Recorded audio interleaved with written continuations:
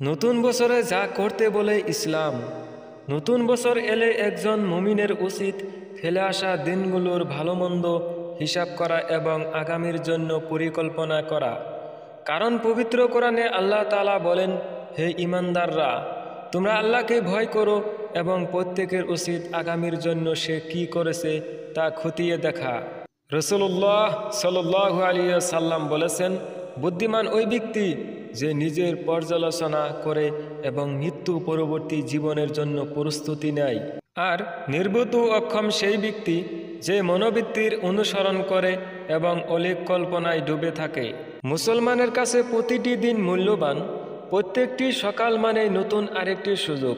সেই সুযোগটি হলে নিজের ঈমান আমলকে সমৃদ্ধ করার। সাহাবায়ে কেরাম ও মুসলিম মনীষীরা পিছনে ফেলে আসা দিনগুলোর ভালোমন্দ হিসাব করার বিষয়টিকে গুরুত্ব দিতেন। ইসলামের দ্বিতীয় খলিফা উমর ইবনুল খাত্তাব রাদিয়াল্লাহু আনহু বলতেন, আখিরাতে তোমাদের হিসাব নেওয়ার আগে নিজেরা নিজেদের হিসাব করো। একইভাবে আমল পরিমাপের আগে নিজেরা একটু মেপে দেখো, কেননা আগামী দিনের হিসাব নিকাশের আগে আজ নিজের হিসাব মিলিয়ে নেওয়া সহজ। নতুন বছর বা নওরোজকে পটকা ফুটিয়ে ফানুস উড়িয়ে হৈহুল্লোড় করে উদযাপন করতে হবে এমন কিছু ইসলামে নেই, বরং এসব অমুসলিমদের সংস্কৃতি।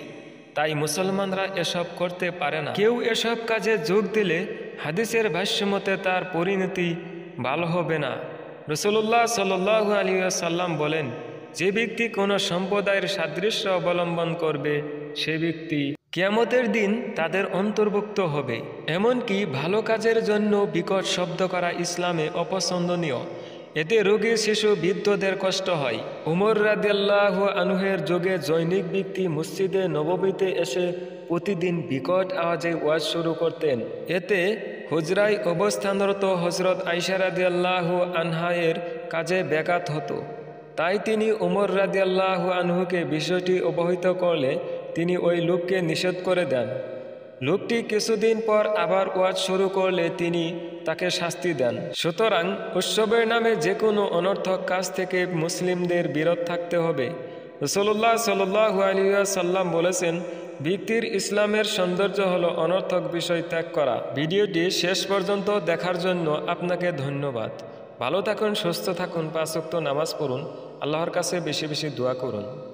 আর ভিডিওটি বেশি বেশি শেয়ার করে সবাইকে জানিয়ে দিন। আর আমাদের পেজে নতুন হলে পেজটি অবশ্যই ফলো দিয়ে রাখবেন। ভিডিওটি ভালো লাগলে লাইক, কমেন্ট করে আপনার মহামূল্যবান মতামত জানাবেন। আসসালামু আলাইকুম ওয়া রাহমাতুল্লাহি ওয়া বারাকাতুহু।